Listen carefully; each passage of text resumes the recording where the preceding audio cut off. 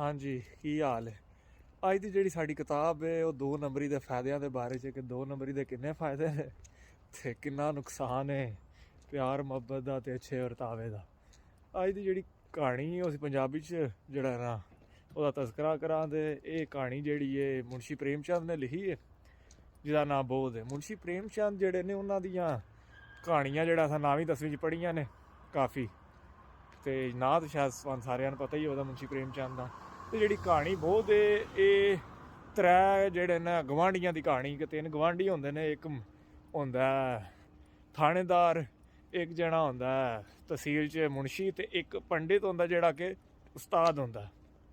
ਤੇ 3 ਸਰਕਾਰੀ ਮੁਲਾਜ਼ਮ ਹੁੰਦੇ ਨੇ ਤੇ ਤਨਖਾਹਾਂ ਜਿਹੜੀਆਂ ਨੇ ਉਹ ਤਰ੍ਹਾਂ ਦੀਆਂ ਹੀ ਇੱਕੋ ਜਿਹੀਆਂ ਹੁੰਦੀਆਂ ਨੇ।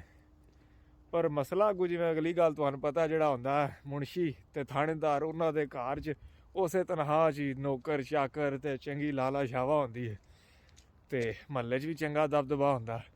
ਤੇ ਜਿਹੜਾ ਉਸਤਾਦ ਹੁੰਦਾ ਟੀਚਰ ਪੰਡਿਤ ਉਹ ਗਰੀਬ ਜਿਹੜਾ ਕੋਈ ਨਹੀਂ, ਉਹ ਘਰੋਂ ਬਾਹਰੋਂ ਵੀ ਤੰਗ ਹੁੰਦਾ ਤੇ ਉਹਨੂੰ ਖਾਣੇ ਪੀਣੇ ਵਾਸਤੇ ਪੂਰਾ ਜਿਹਾ ਨਿਜ਼ਾਮ ਹੁੰਦਾ। ਪਰ ਇਹ ਆ ਕੋਈ ਮਹੱਲੇ ਦੇ ਕੋਈ ਬੰਦੇ ਇੱਜ਼ਤ ਸ਼ਿੱਜ਼ਤ ਕਰ ਲੈਂਦੇ ਨੇ, ਕੋਈ ਜਿਹੜੇ ਨੇ ਕੋਈ ਛੱਗੇ ਉਹਦੀ ਕੋਈ ਬੱਕਰੀ ਸ਼ਕਰੀ ਚਰਾ ਲਿਆਉਂਦੇ ਨੇ, ਉਹ ਇੰਨੇ 'ਚ ਹੀ ਖੁਸ਼ ਹੋ ਜਾਂਦਾ। ਪਰ ਅਕਸਰ ਜਿਸ ਨੂੰ ਇਕੱਲਿਆਂ ਬਹਿ ਕੇ ਸੋਚਦਾ ਤੇ ਮੁਆਜ਼ਨਾ ਕਰਦਾ ਕਿ ਕਿਹੜੇ ਕੋਈ ਜਿਹੜਾ ਨਾ ਕੋਈ ਭੈੜੇ ਜੇ ਖਾਤੇ ਵਿੱਚ ਆ ਗਿਆ। ਕੋਈ ਮੈਂ ਵੀ ਕੋਈ ਹੁੰਦਾ ਥਾਣੇਦਾਰ ਜਾਂ ਕੋਈ ਮੁਨਸ਼ੀ ਹੁੰਦਾ ਤੇ ਮੇਰੇ ਵੀ ਅੱਜ ਲਾਲਾ ਸ਼ਾਵਾ ਚੰਗੀ ਹੁੰਦੀ। ਬਹਰਹਾਲ ਹੁੰਦਾ ਇੰਝ ਕਿ ਟਾਈਮ ਜਿਹੜਾ ਨਾ ਟਪੀਂਦਾ ਰਹਿੰਦਾ ਤੇ ਜਿਹੜਾ ਨਾ ਇੱਕ ਵਾਰੀ ਸਲਾਹ ਉਹ ਕਰਦੇ ਨੇ ਕਿ ਅਸੀਂ ਨਾ ਜਾਈਏ ਕਿਧਰੇ ਮੇਲੇ ਤੇ। ਮੁਨਸ਼ੀ ਤੇ ਜਿਹੜਾ ਹੁੰਦਾ ਥਾਣੇਦਾਰ ਉਹ ਆਂਦੇ ਨੇ ਪੰਡਿਤ ਵੀ ਲੈ ਜਾਂਦੇ ਚੰਗਾ, ਉੱਥੇ ਕੋਈ ਕੰਮ ਕਾਜ ਸਾਡਾ ਪਿਆ ਕਿਰਾਏ ਦਾ। ਤੇ ਇੱਕ ਬੰਦਾ ਵਿਹਲਾ ਚੰਗਾ ਹੁੰਦਾ ਕੋਈ ਝਾਟ ਬੰਦਾ ਕੋਈ ਗਾਲੀ ਸ਼ਾਲੀ ਕੱਢਣੇ ਵਾਸਤੇ ਵੀ, ਤੇ ਉਹਨਾਂ ਲੈ ਚੱਲਦੇ ਨੇ ਸਮੇਤ ਫੈਮਲੀਆਂ ਹੁੰਦੀਆਂ ਨੇ ਇਹਨਾਂ ਮੁਨਸ਼ੀ ਦੀਆਂ ਵੀ ਤੇ ਥਾਣੇਦਾਰ ਦੀਆਂ ਵੀ। ਤੇ ਟ੍ਰੇਨ ਦੀ ਜਿਸ ਤਰ੍ਹਾਂ ਬਹਿੰਦੇ ਨੇ ਤਾਂ ਥਾਂ ਕੋਈ ਨਹੀਂ ਹੁੰਦੀ। ਜਿਹੜੇ ਨਾ ਉਸ ਅੱਗੇ ਲੰਮੇ ਪਏ ਹੁੰਦੇ ਨੇ ਚਾਦਰਾਂ ਲੈ ਕੇ। ਤੇ ਥਾਣੇਦਾਰ ਜਿਸ ਤਰ੍ਹਾਂ ਉਹਨਾਂ ਨਾ ਹੁੰਦਾ ਨਾ ਉੱਠੋ ਬਈ ਕੋਈ ਸਾਨੂੰ ਵੀ ਜਗ੍ਹਾ ਦਿਓ, ਤੇ ਅਸਾਂ ਵੀ ਕੋਈ ਕਿਰਾਇਆ ਸ਼ਰਾਇਆ ਦਿੱਤਾ। ਉਹ ਜਿਹੜਾ ਇੱਕ ਹੁੰਦਾ ਚਾਦਰੀ 'ਚ ਮੂੰਹ ਕੱਢ ਕੇ ਆਉਂਦਾ ਵੀ ਜਿਹਨੇ ਦਿੱਤਾ ਹੀ ਕਿਰਾਇਆ ਤਾਂ ਫਿਰ ਉਹਦੇ ਕੋਲ ਲੈ ਅਸਾਂ ਤੇ ਜਿਹੜਾ ਨਹੀਂ ਉੱਠਣਾ। ਤੇ ਇਹ ਕੋਈ ਥਾਣਾ ਨਹੀਂ ਇੱਥੇ ਦਾ ਨਾ ਕੋਈ ਆਵਾਜ਼ ਜਿਹੜਾ ਨਾ ਨੀਵੀਂ ਰੱਖ ਕੇ ਗੱਲ ਕਰ। ਉਹ ਆਂਦਾ ਮੈਂ ਤੁਹਾਨੂੰ ਸੋਹਣੇ ਪਛਾਣਿਆ ਕੋਈ ਨਹੀਂ ਤੇ ਕੀ ਗੱਲ ਹੈ, ਮੈਂ ਕੋਈ ਜ਼ਿਆਦਤੀ ਕੀਤੀ ਹੈ ਤੁਹਾਡੇ ਨਾਲ? ਆਂਦਾ ਜ਼ਿਆਦਤੀ ਤੂੰ ਕੀ ਕਰਨੀ ਹੈ, ਤੂੰ ਉਹੀ ਹੈ ਜਿਸ ਮੇਰੇ ਤੇ ਜਸੂਸੀ ਦਾ ਝੂਠਾ ਇਲਜ਼ਾਮ ਲਾ ਕੇ ਤੇ ਪੈਸੇ ਜਿਹੜੇ ਨੇ ਹੇਠ ਲਏ ਹਨ। ਬਹਰਹਾਲ ਉਹ ਬੜੇ ਕੁੱਤਿਆ ਹੁੰਦੀ ਹੈ ਤੇ ਕੋਈ ਨਿਜ਼ਾਮ ਨਹੀਂ ਚੱਲਦਾ। ਮੁਨਸ਼ੀ ਹਰੀ ਜਿਹੜੇ ਹੁੰਦੇ ਨੇ ਉਹ ਸਾਰੇ ਮਾਮਲਾਤ ਵਹਿੰਦੇ ਹੁੰਦੇ ਨੇ। ਉਹ ਕੋਟ ਸ਼ਰਾਬ ਦਾ ਨਾ ਉਹ ਵਹਿੰਦੇ ਨੇ ਤੇ ਲਾਈ ਆਉਂਦੇ ਨੇ। ਉਹਦੇ ਨਾਲ ਇਹ ਜਣੇ ਨਾਲ ਬਣਦਾ ਕਿ ਉਹਨੂੰ ਸ਼ਰਾਬ ਕੋਈ ਨਹੀਂ ਪਛਦੀ ਆਦਾ ਹੋ ਜਾਂਦਾ। ਤੇ ਅਗਲਾ ਸਟੇਸ਼ਨ ਆਉਂਦਾ ਤੇ ਉਹ ਨਾ ਥਾਂ ਉਹਨੂੰ ਵੀ ਕੋਈ ਨਹੀਂ ਬਹਿਣ ਲੱਭਦੀ, ਉਹ ਅੱਕ ਕੇ ਨਾ ਲੈ ਜਾਂਦਾ। ਉਲਟੀਆਂ ਤੇ ਦਸਤ ਤੇ ਇਹਦਾ ਮਾਮਲਾ ਖਰਾਬ ਹੋ ਜਾਂਦਾ। ਆਈਏ ਮੇਲੇ 'ਚ ਉਹਨਾਂ ਆਈਏ ਜਾਣਾ ਹੁੰਦਾ ਪਰ ਰਾਹ 'ਚ ਉਹ ਲੈ ਜਾਂਦੇ ਨੇ ਕੋਈ ਸਮਾਨ, ਕੋਈ ਟ੍ਰੇਨ 'ਚ ਰਹਿ ਜਾਂਦਾ, ਕੋਈ ਨਾਲ ਲਾ ਲੈਂਦੇ ਨੇ। ਬਹਰਹਾਲ ਹੁਣ ਜਿਸ ਟਾਈਮ ਉਹ ਐਜ਼ਾ ਹੋ ਜਾਂਦਾ ਉਹਨੂੰ ਮੁਨਸ਼ੀ ਤੇ ਨਾਲ ਹੀ ਉੱਥੇ ਕੋਈ ਹੁੰਦਾ ਹਸਪਤਾਲ, ਉੱਥੇ ਉਹਨੂੰ ਲੈ ਜਾਂਦੇ ਨੇ। ਉੱਥੇ ਜਿਹੜਾ ਡਾਕਟਰ ਹੁੰਦਾ ਤਾਂ ਕੰਪਾਊਂਡਰ ਹੈ। ਬਹਰਹਾਲ ਉਹ ਡਾਕਟਰ ਗਿਣਿਆ ਹੁੰਦਾ ਨੇ।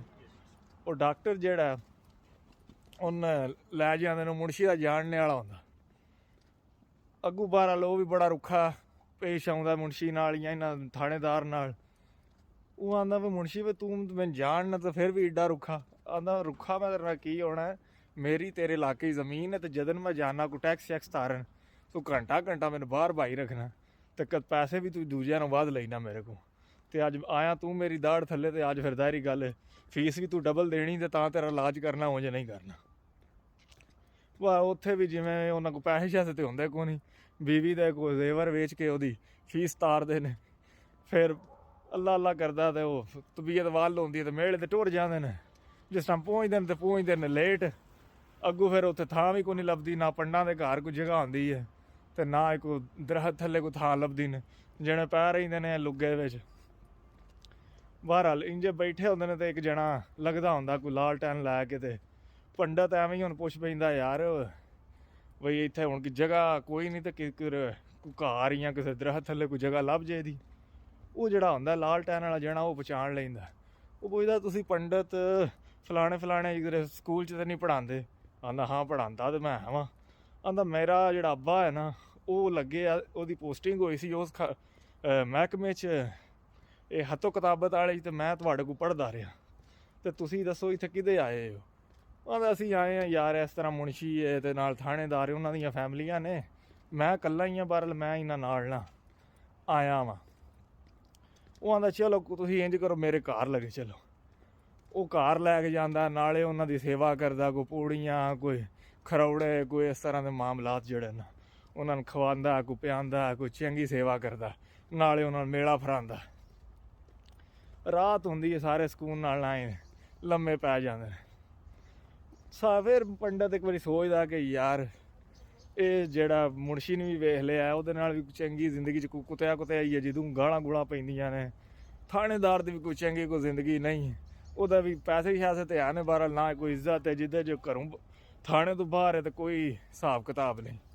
ਬਹਰਹਾਲ ਖੁਸ਼ ਹੁੰਦਾ, ਰੱਬ ਦਾ ਸ਼ੁਕਰ ਅਦਾ ਕਰਦਾ ਕਿ ਚੰਗਾ ਮੇਰਾ ਜਿਹੜਾ ਹੈ ਨਾ ਟਾਈਮ ਗੁਜ਼ਰ ਗਿਆ। ਭਾਵੇਂ ਪੈਸੇ ਥੋੜ੍ਹੇ ਨੇ ਪਰ ਇਹ ਆ ਇੱਜ਼ਤ ਤੇ ਹੈ ਜਿਵੇਂ ਦੇ ਵੀ ਮਾਮਲਾਤ ਨੇ।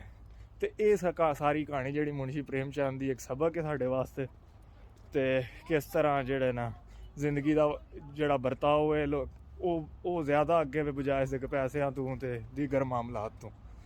ਤੇ ਲੋ ਵੀਰੋ, ਅਗਲੀ ਵਾਰੀ ਇੱਕ ਨਵੀਂ ਕਿਤਾਬ ਨਾਲ ਜਿਹੜਾ ਨਾ ਆਵਾਂਗੇ ਤੇ ਇਨਸ਼ਾਅੱਲਾ ਤੁਹਾਡੇ ਨਾਲ ਤਜ਼ਕਰਾ ਕਰਾਂਗੇ। ਤੇ ਅਬ ਤੱਕ ਰੱਖੀਏ ਆਪਣਾ ਬਿਹਤਰੀਨ ਸਾ, ਜਿਵੇਂ ਉਹ ਸਾਰਾ ਕਰੀਦਾ। ਹੁਣ ਮੈਨੂੰ ਕੋ ਨਹੀਂ ਯਾਦ, ਬਹਰਹਾਲ ਰੱਬ ਰਾਖਾ।